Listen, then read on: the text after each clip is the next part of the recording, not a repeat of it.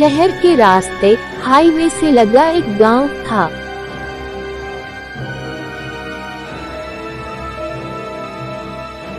उस गांव में सुनीता अपने पति हप्पू और 10 साल के बच्चे के साथ रहती थी। सुनीता अपनी शादीशुदा जिंदगी से बहुत परेशान थी। उसका पति मजदूरी से जितना कुछ भी कमाता वो सारे पैसे उड़ा देता था।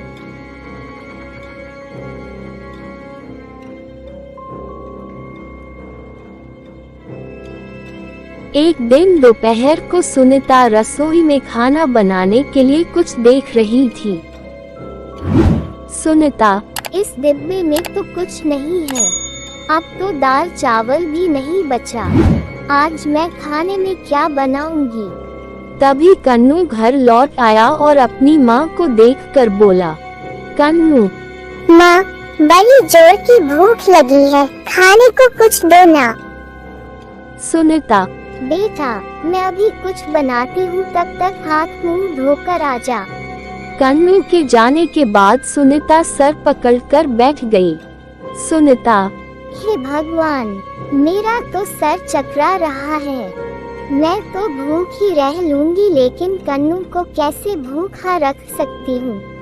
तभी सुनीता ने कुछ सोचकर रात के बचे चावल को बचे हुए मसालों के साथ फ्राई कर दिया और कन्नू के आने पर उसे परोस दिया।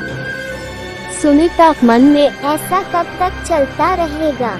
मुझे इन्हें किराना लाने के लिए बोलना ही पड़ेगा। शाम को जब उसका पति घर लौटा तो सुनीता ने उसे शराब के नशे में देखा। सुनीता, आज फिर आप शराब पीकर आए हैं। सारा पैसा आप शराब में उड़ा देते हैं। घर का सारा राशन भी खत्म हो गया है। कम से कम आप जाकर दुकान से सामान तो ले आइए। हप्पू, सामान कहाँ से लेकर आऊं? मेरे पास कोई पैसे नहीं है, समझी? सुनीता, लेकिन आपको परसों ही तो तनख्वाह मिली थी। आपने सारे पैसों का क्या कर दिया? घर का राशन लेकर आना है, कन्नू की स्कूल की फीस भी भरनी है। हप्पू, मेरे पास इतने पैसे नहीं है। कन्नू को स्कूल जाने की जरूरत नहीं है, समझी? मैं तो कब से कह रहा हूँ उसे मेरे साथ काम पर भेजा करो, लेकिन तुम्हें तो उसे पढ़ाने लिखाने की धुन सवार है। सुनीता, तो क्या आप चाहते हैं कि वह भी आपकी तरह मजदूरी करे? अगर वह पढ़ेगा तो कुछ अच्छा काम कर पाएगा। हप्पू, तो फिर तुम खुद ही उसकी पढ़ाई की व्यवस्था करो, मुझसे पैसे मत मांगो, समझी? सुनीता, लेकिन मैं कहाँ से लाऊंगी? इस तरह कई दिनों तक सुनीता और हप्पू के बीच बहस होती रही। रोजाना हप्पू शराब पीकर आता और सुनीता और कन्नू को बुरा भला कहता। अब तो वह सुनीता पर हाथ भी उठाने लगा। पैसे और राशन की कमी से कन्नू को भी कई बार भूखा ही रहना पड़ता। एक बार कन्नू कमजोरी से बेहोश हो गया।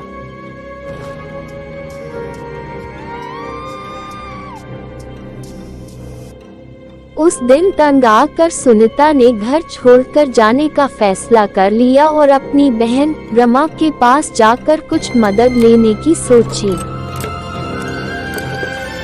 सुनीता ने अपनी बहन के घर पहुंचकर अपनी आपबीती बताई।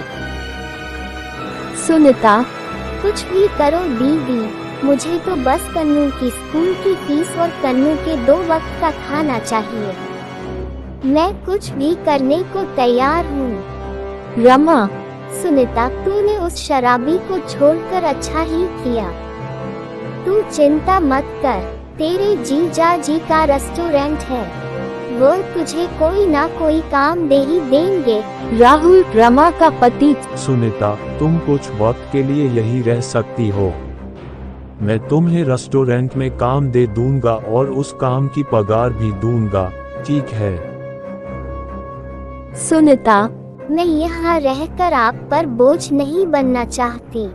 अगर रेस्टोरेंट में कोई कमरा हो तो आप मुझे वहीं रहने की इजाजत दे दीजिए।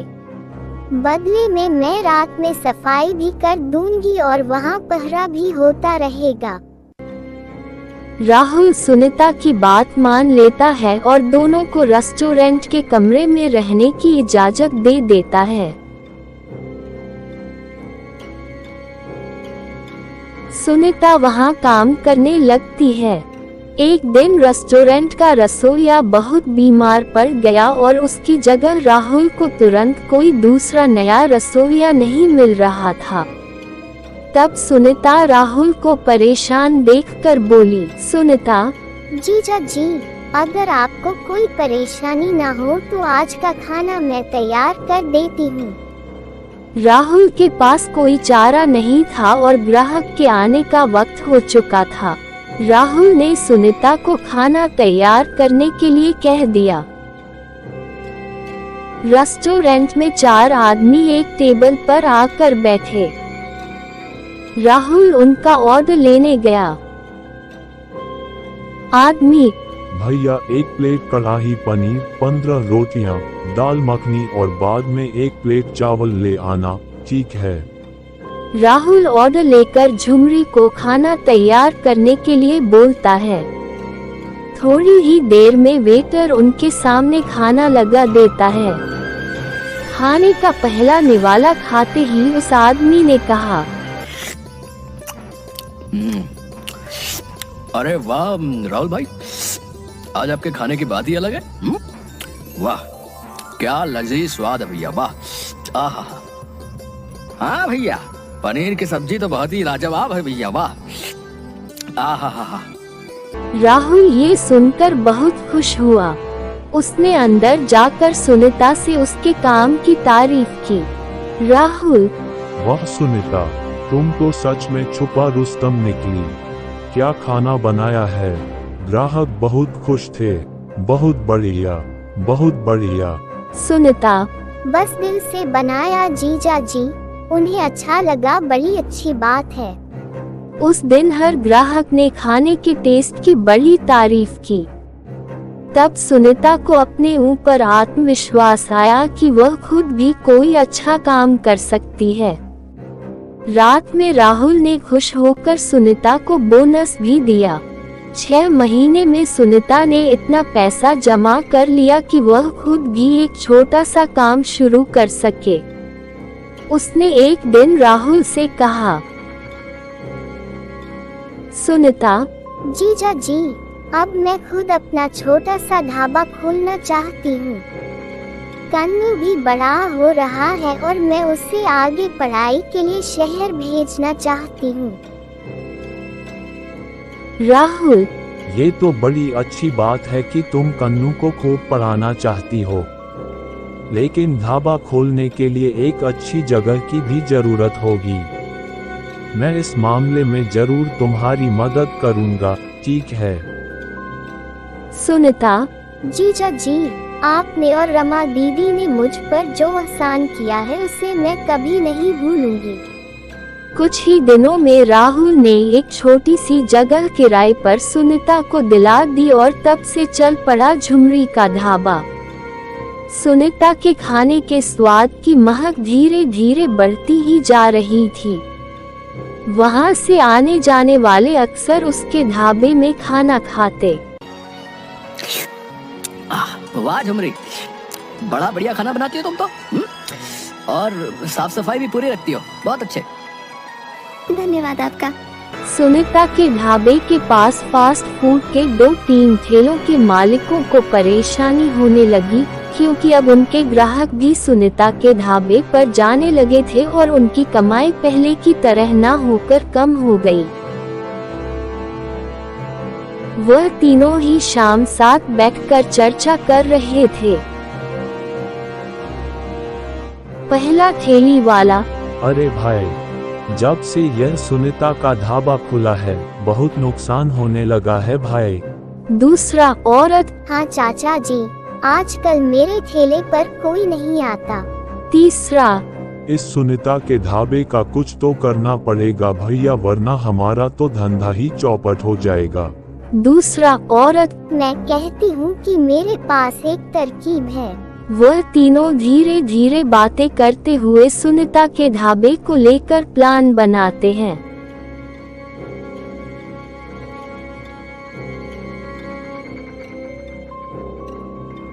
अगले दिन सुनीता सुबह सफाई करके खाना बनाने की सारी तैयारी करके रखती है। जब वह काम से बाहर निकली तो वह फूड स्टॉल वाली औरत चुपके से कुछ मरे हुए चूहे ले जाकर दाल की कढ़ाई में डाल आई।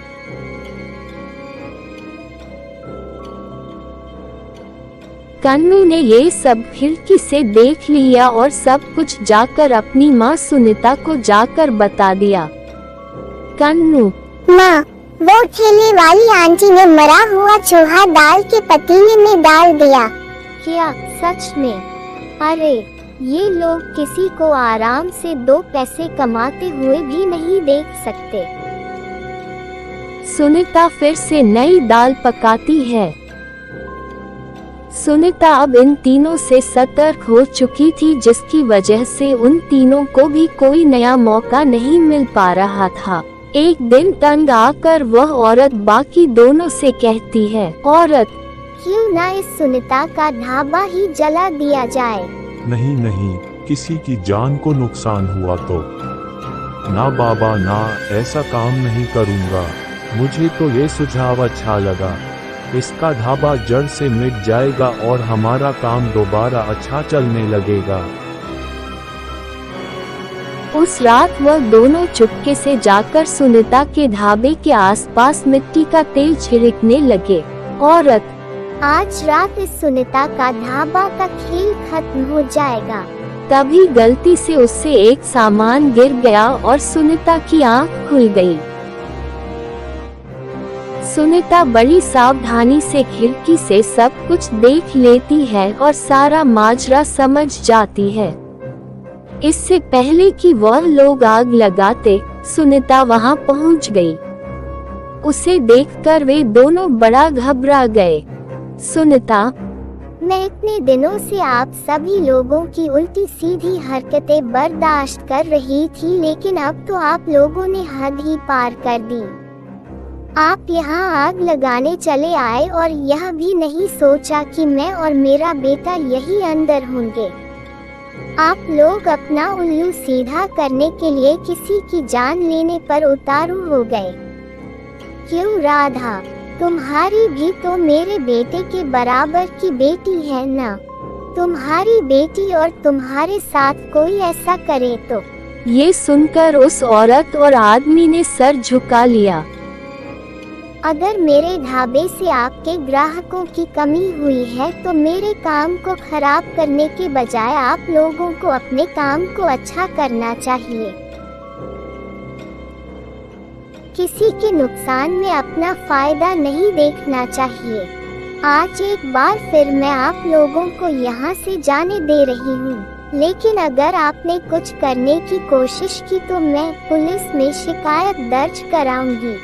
सुनीता की बातों से डरकर और शर्मिंदा होकर वह लोग तुरंत वहां से निकल गए, लेकिन बदले की आग से तीनों और ज्यादा बिलबिलाने लगे। एक शाम को नहर के किनारे दोनों ठेले वाले शराब की बोतल हाथ में लिए सुनीता के ढाबे की तरफ जा रहे थे। इस सुनीता को ऐसा सबक सिखाएंगे कि जिंदगी भर याद रखेगी भाई। उस दिन की बेइज्जती अब तक मेरे दिमाग में घूम रही है भाई, उसको आज नहीं छोड़ूंगा मैं। शाम के खाने का वक्त था। सुनीता अपने ढाबे पर बैठे ग्राहकों को खाना खिला रही थी। ओह बहन जी, मजा ही आ गया आज तो खाने में। और क्या दाल मखनी बनाई थी आपने। 2 दिन तक स्वाद नहीं जाने वाला। ओ सौरभ दी हो। धन्यवाद सरदार जी, बस आप लोगों का प्यार है जिसकी वजह से आज अपने परिवार को पाल रही हूँ। अच्छा बहन जी, अब मैं चलता हूँ। 12 बजे तक गड्डी हिमाचल के बद्दी में लगानी है। ओ छट्टू ओए, ओ चल जल्दी शीशे पे कपड़ा मार। और ट्रक वाला वहाँ से चला जाता है। ओ मैं निकला ओ गड्डी लेके ओ सड़क पे ओ एक मोड़ आया, ओथे गड्डी छोड़ आया। ओए उसके कुछ ही देर बाद वह दोनों ठेली वाले सुनीता के ढाबे पर आते हैं। अरे सुनीता, बहुत मचक रही थी उस दिन। हाँ, आज तेरा हिसाब बराबर करने आए हैं, समझी? सुनीता, उस दिन तुम लोगों को पुलिस के हवाले कर ही देना चाहिए था। तुम लोग सीधे तरीके से बात नहीं मानने वाले। आज तुझे बगल वाली नहर में धकेल कर तेरा किस्सा खत्म कर दूंगा मैं। ढाबे पर खाना खाने वाले सब लोग तमाशा देखने लगे, लेकिन कोई उन शराबियों को रोकने की हिम्मत नहीं कर पा रहा था। दोनों आदमी झुमरी से बदतमीजी करने लगे। तभी ढाबे पर एक ट्रक आकर खड़ा होता है। ट्रक वाला, ओ बेबड़े इधर उधर अकेली औरत पे क्या धौल जमाते हैं? अरे तू कौन है बे? तेरी तो हड्डी पसली एक कर दूंगा। चल निकल यहाँ से। ओए तेरी मानू मासी आँखा है। रुक तू रुक। सरदार जी तभी उसे एक हाथ से दबोच लेते हैं और अच्छे से धुलाई कर देते हैं। बहन जी, अब जमाना बदल गया है, अपनी रक्षा खुद ही करनी पड़ती है। उठाओ डंडा और शुरू हो जाओ। तभी सुनीता गुस्से से पास ही पड़ा एक डंडा उठाती है और दोनों शराबियों की पिटाई करना शुरू कर देती है।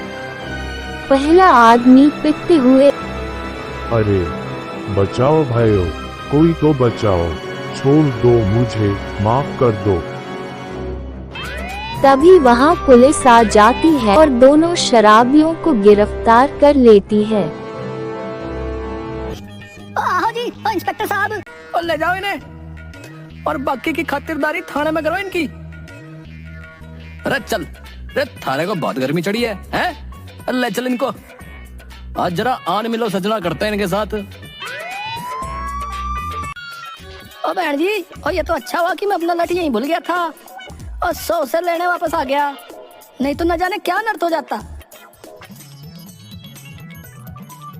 इसके बाद सुनीता ने अब किराए की जगह खुद की जमीन लेकर अपना ढाबा बना लिया और उसका ढाबा दिन रात तरक्की करने लगा। सुनीता ने कई लोगों को काम पर रखकर उन्हें रोजी रोटी का साधन दिया और अपने बेटे को भी अच्छी शिक्षा के लिए शहर भेज दिया।